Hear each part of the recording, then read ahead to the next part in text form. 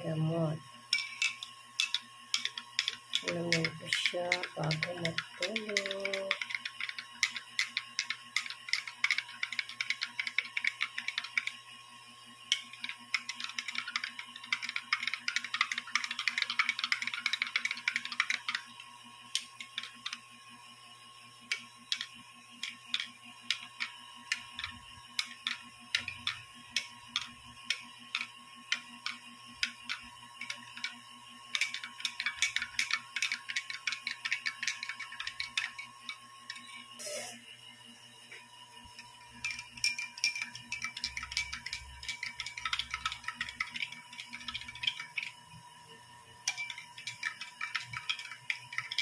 Gamot ito ng acid reflux.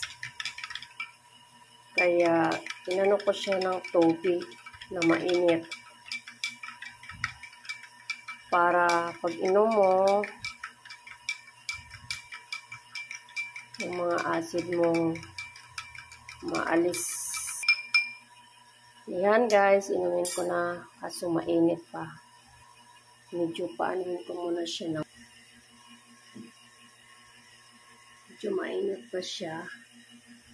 At ito siya green na green talaga. Kasi stir nyo lang ng stir guys.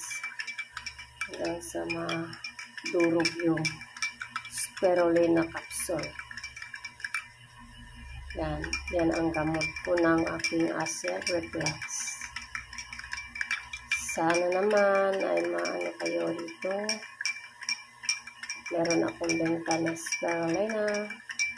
Maganda to sa tipo at saka sa mga acid reflux. Saka kahit ano pang mga dengue or thank you. Ano po.